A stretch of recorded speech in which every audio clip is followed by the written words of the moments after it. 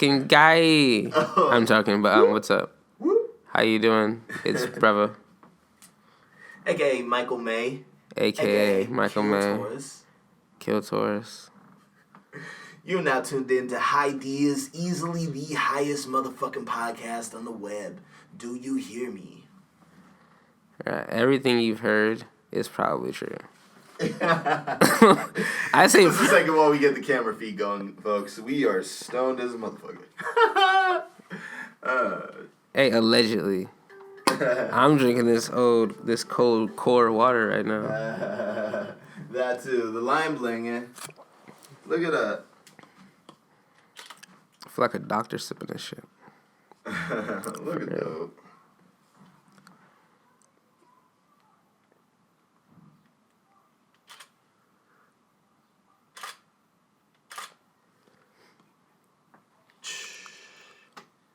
Motherfucker's crazy. Beep, beep. Nah, but like 1.6K shots. I ever thought to think about this shit. Think about this shit, bro. Goddamn. When it's all together, like when you pull someone's hair, it's like we call it hair, right? Like you have hair, they have hair. But when it's like a single strand, we call it like two single strands, like three single strands. We call them hairs. But the whole thing is just one hair. But like, I don't know. You have the whole thing. You take something from that. It's not like it becomes more somehow. Like I don't. It's weird. The word GIF. I don't want to start on that. Whether a GIF is weird, or GIF, or whatever. No, sir. I thought it was GIF. Like I still believe it's GIF for real. Like nigga shit. What you saying though? No, because like, the word gift is like. It's like it's 4 letters. No, it's a graphic interchange format. Graphic interchange format. What does T stand for? No, there's no T in it. It's just GIF. Oh, GIF. Gift is gift. Fuck with anyone. God. If anyone says gist, they're fucking no. We're not doing that. None of that shit. No, I was saying completely different. I was just saying like GIF, like oh shit, like a fucking the things on the internet. Bing. Yeah, I'm high. Oh fuck no, allegedly, but no, the thing. Allegedly. I hate you so much. Okay. Nah, but the thing on the internet, nigga, like the GIF, nigga, like, goddamn, like, okay, there's this nigga on YouTube I saw a couple days ago, 'cause I was fucking bored as fuck, and this nigga was saying this white boy was hella mad. He was like one of those like Ben Shapiro looking motherfuckers, and he was just like the Ben Shapiro of the English language. He was just mad as fuck. And you could tell he was like, of a standard of like somebody smart. You sound like Sheldon from Big Bang Theory. It was weird. But he was like, yeah, like it's pronounced GIF because of this rule of the English language. And there's only 0.5 exception to that rule. So 99.5 times out of 100, it'll be pronounced GIF. But there are 5 like exclusions to that rule that aren't the word GIF or GIF that are up for explanation, like for that like debate. So like at the end of it, he kind of proves you can say it however you want, because if you telling me there's no sure way to know that if the English language allows it, other than the fact that it has been done before, then slavery might as well still be a thing. Because, like, if we all were just like, you know what? No, there's no proof that we could be free. It just makes the most sense. So let's just not be free. That's not how I mean, that's pretty much like capitalism to a core, though, bro. I mean, like, I don't want people to go, show man the commie. But, but on God, though, I mean, like, you ever watch Century of Enslavement? Mm-hmm. Bro, like, that shit crazy motherfucker, man. Like, how we in there before we born? Like, people often say, like, if you don't participate it, then you don't need to worry about it. But, I mean, like, it always finds a way to rope you up, either the court system or the school system, man. Like, I see. It's crazy. Like the institutions and powers that be. But, on God, like, I'm all for education, but get that shit as cheap as you can. Oh, definitely. You don't need, like, fuck is you talking about? It's up to the student, fuck a teacher. Like, a fucking blind kid can teach himself how to walk. Like, at that being said, nigga, a normal kid can definitely, not normal, but like a kid born without, like, whatever disabilities could definitely teach himself how to fucking read a book and educate himself. It's just about that. You don't have to be a scientist or a doctor, but to educate yourself to a level to where can't nobody get on you regardless of their skin tone or their position in life, that's on you. Like, no one can really teach you that. Like, you have to have the drive to do that. You know what I'm saying? So as far as when you say that shit, education doesn't matter if you're getting it from a fucking old head who just want to see you go to school, or if it's a fucking tutor your mom bought you from Oxford or some shit. They're both going to teach you the same things. Histories don't change. Facts don't change because of who's teaching them. Like, people have a better way of interpreting that. It's like to like, help you, but like, yeah, you know what I'm saying? Crackhead could teach you how to do science if that nigga know how to do science and got the same book that your punk ass teacher got. Like, they're not special. Like, they are like to take their time of the day to help educate the youth. Those motherfuckers, but like, and get the credentials to do so. Yeah, but a teacher in general, if they know the curricular, anyone can teach anyone anything. It's not something that can't be learned. If I know that 2 + 2 is 4, I can go now educate about 16% of the populace, that being babies, that 2 + 2 is 4. I would have to have no degree.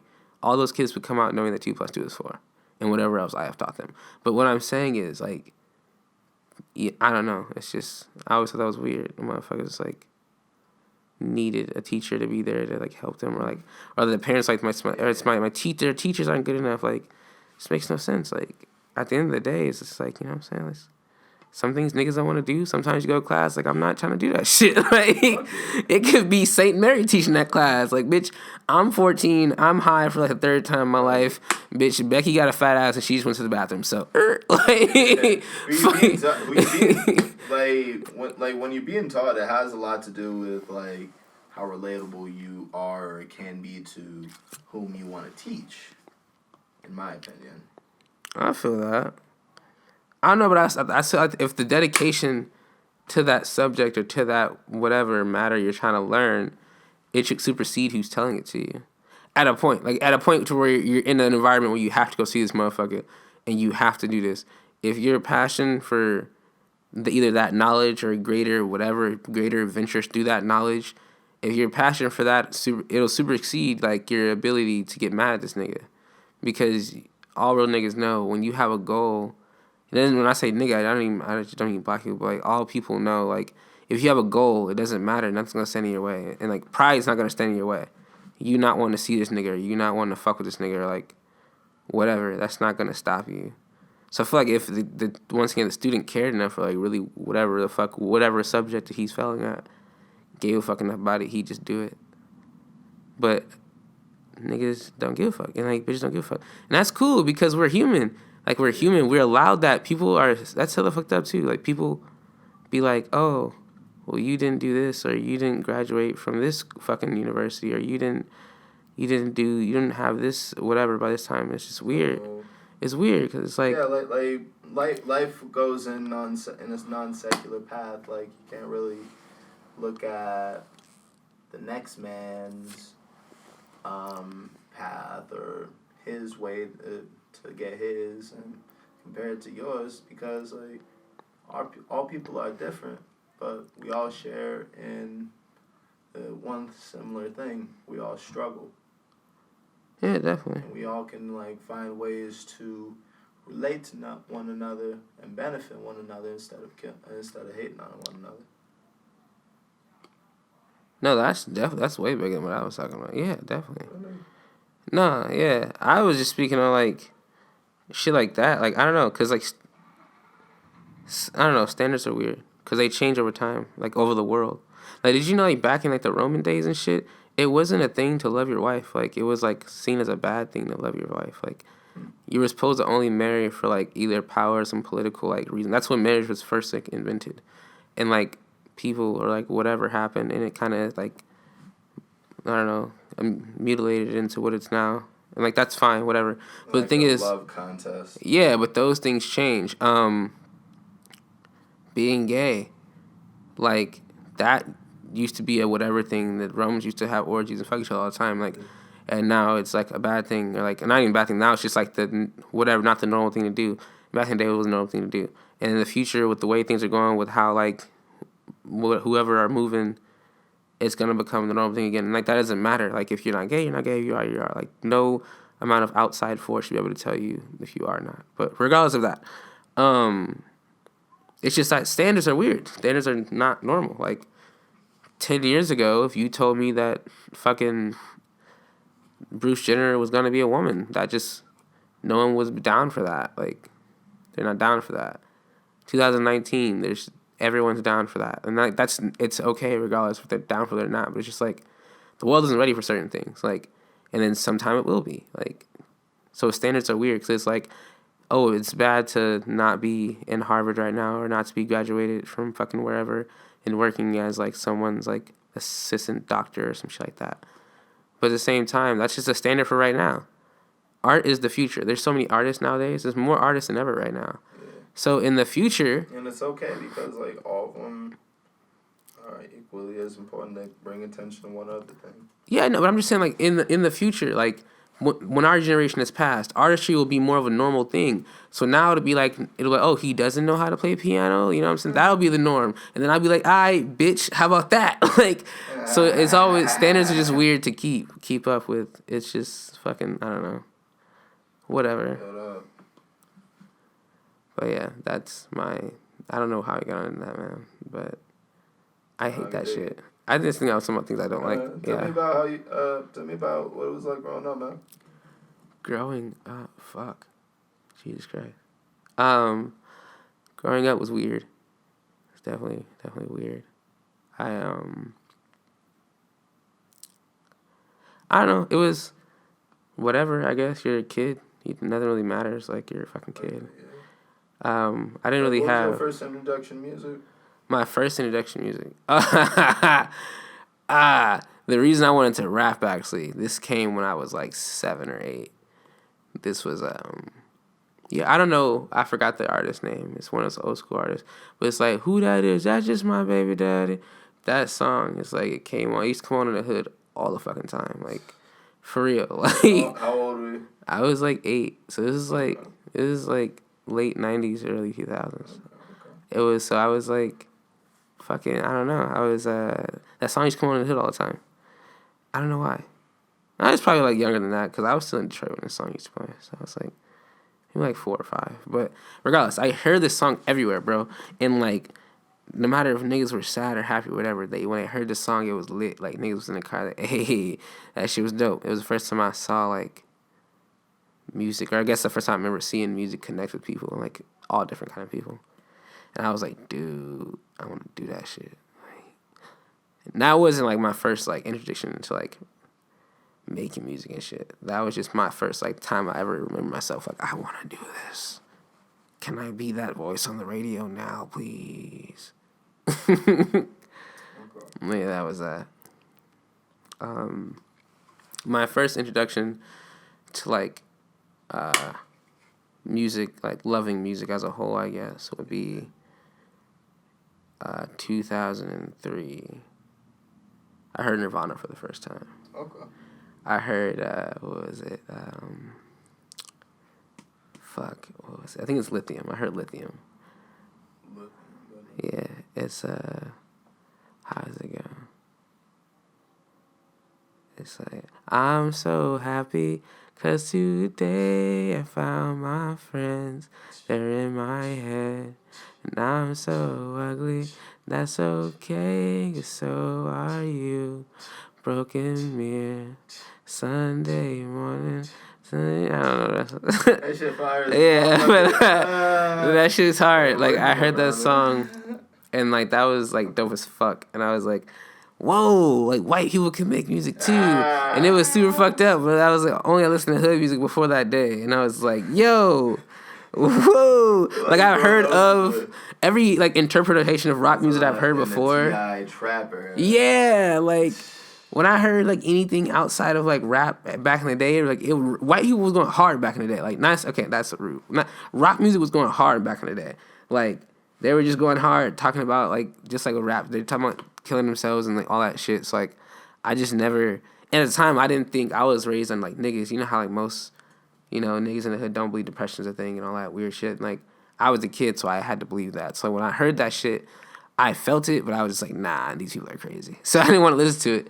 But, like, when Kurt Cobain said that shit, it just made sense. I don't know. That's weird. Sorry about that, phone calls. But yeah, that's my first introduction to music. That's motherfucking lit.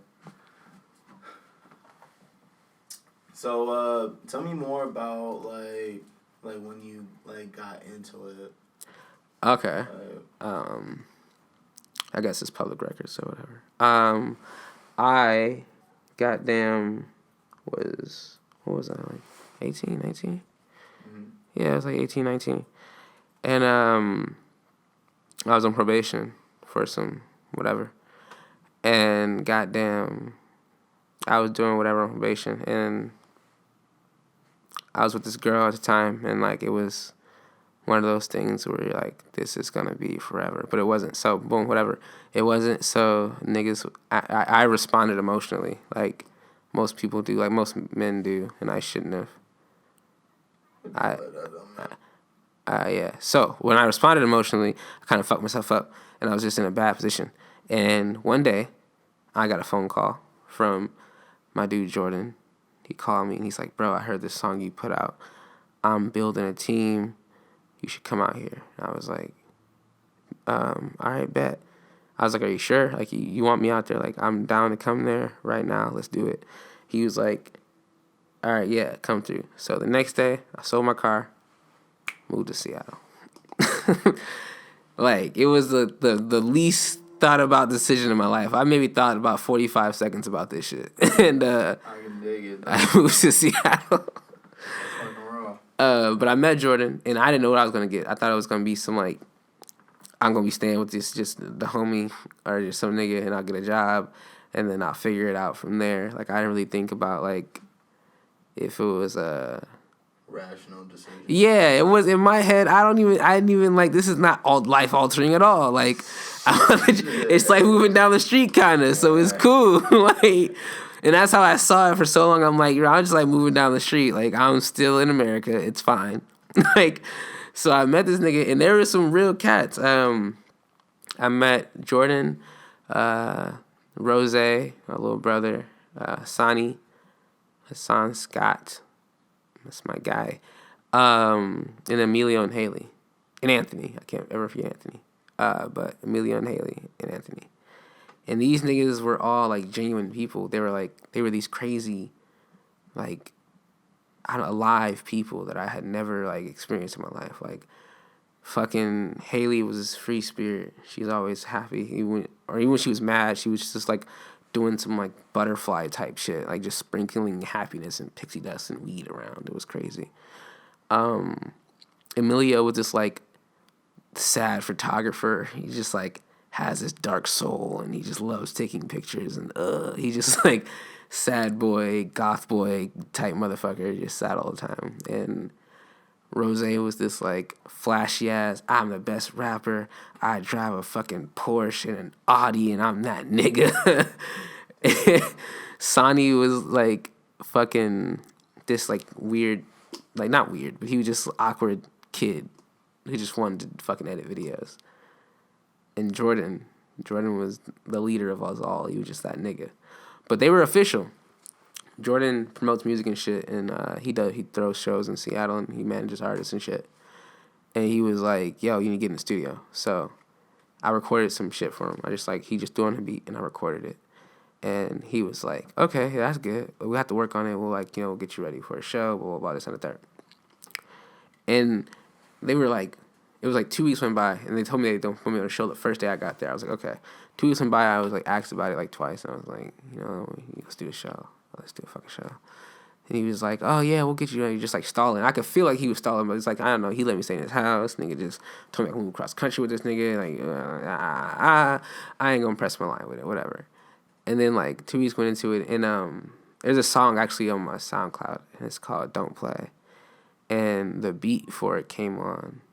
And I just like went in on it, and I was just like, I freestyled the second verse, but I did the first verse and the hook, and the nigga was like, what? And then like Emilio stopped, and then Haley had just like looking at me from the kitchen, and I'm like, what? He said, that's the best I've ever heard you rap, and I was like, yeah, like that's when I had like a day or so to write it. Like you niggas they're all like doing their thing and moving so fast and recording like rough drafts and reference tracks and shit every day that like I'm behind these niggas. Like I don't have shit in the chamber, so I'm just like doing it as I go or whatever. But I did that shit, and he's like, bro, you need to record that shit. These niggas had me on a show like 2 nights later. I did my first show, and it only sold out because I was headlining for a different nigga. I was headlining for what's that nigga? Rex Orange County, and they fucking packed it out. The Barbosas downtown Seattle, my first show. That's fucking lot. So it was packed out, and yeah. Niggas is about to restart the camera recording real quick, so okay, yeah, do your thing. We're gonna go off camera and just strictly on mic for a second here.